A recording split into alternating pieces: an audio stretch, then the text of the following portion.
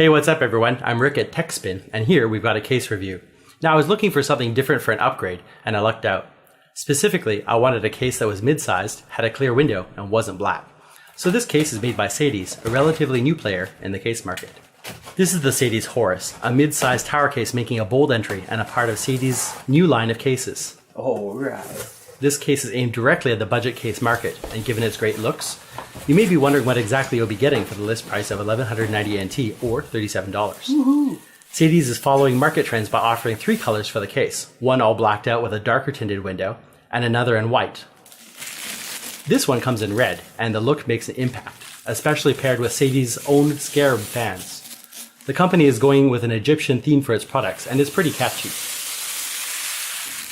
The unit stands 43 centimeters tall by 38 long and 19 wide. It's light but a sturdy steel construction, weighing in at only 4.3 kilograms or 9.5 pounds. The front of the case certainly has impact and allows you to install 3 fans for intake, and as they are so prominently displayed, you'll need to pick ones that complement your build. I did look at other fans for the build, but to be really honest, I fell in love with the Scarabs, no lie. For airflow, the fans pull a good amount of air in. The top fan isn't as effective as the other two, as there's no openings in the case near it, and all the airflow comes in from the bottom, but it does help bring in all that air. Case buttons are located at the top with a solid power key. The panel has a USB 3 and 2 USB 2 ports, as well as an HD audio and an indented reset button that's hard to hit accidentally. The power light is a blue LED, and it has a red LED for the hard drive. I would like to have seen at least one more USB 3 port in exchange for the USB 2. There aren't any filters on this case at all, which kinda sucks, but it's understandable, especially at this price point. For me, I would have gladly paid more to have at least a front filter. The case is really future styled, so with that in mind, there's no optical drive base. The front of the case is one solid piece with dark tinted plastic. To install the fans, you'll need to carefully pry it away from the chassis by pushing on the circular plastic clips holding it on. Mounting the front fans is best done first, as you'll need to screw them on from inside the case, and the ones in the back are tricky with hardware in the way. Wiring runs down through a very small opening to the PSU cover. I had some difficulty getting in the Scarab fan Molex connectors through the opening. There's wires coming out midway from the connector and it barely makes it through, and the USB 3.0 header was also a tight fit. Talking about the USB 3.0, the port wiring requires you to bend back the wiring and feed it over the top, so this could have been done better. The USB 3.0 and the front panel wiring needs to go over the top fan and pokes out through the handle-like cutout. From there, getting the front piece back on is kinda challenging. Making the wires coming down fit into the area without help is harder than it needs to be. The front panel wiring always seems to sway into the circular fan cutouts as you try to assemble it. I really wish there were some plastic guide rods and clips to help. The first try here, the wire came out into the top circle right as I closed it, so I had to open it and do it all again. It's the trickiest part of putting together this case, but it's not impossible, and eventually I had some luck. Yes! There are a total of 7 spots for 12 centimeter fans, 3 on the front, 1 on the back panel, and 3 on the PSU cover. There isn't support for 140mm fans, just so you know. The case supports 240mm rads, mounted behind the front fans, or on top of the PSU cover. Fan placement on the PSU cover gets close to the ATX-sized motherboard, and you need to be careful how you do your runs. Fan installation wasn't hard using the supplied long bolts. I'm planning on doing a 240 AIO, so now I'm leaving 2 spots empty for now. The power supply cover is riveted in and not removable, and it does have cutouts for cable management. Since there's 3 fan spots on the cover, I was wondering why the website didn't state support for 360mm radiators, but I can see that with the typical 30cm or 12-inch hose length with most AIOs, it won't reach the 14 or so inches required to make the right side. You may be able to make it work though, depending on your setup. The solid one-piece top looks beautiful and makes for a more rigid case. If you need to do a 360 AIO, you'd either need to mod the tubing or look at a higher priced model in Sadie's lineup, which do have top vents. Taking off the case sides is easy, and putting them back on is easier than most cases I've worked with. The case side clearance on the right of the case I found is just a little bit small for typical 24-pin power supply cables. An extra few millimeters here would have helped. Now as for the front side, the window is transparent and barely tinted. It's really great for showing off your rig.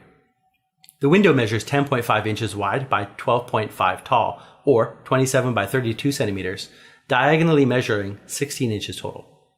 The side window is flat, so Sadie's says CPU coolers to a height of 150mm can fit. However, I was just able to get my Cooler Master Hyper 212X with a height of 159mm in, with just 2 or 3 mils clearance. Lucky.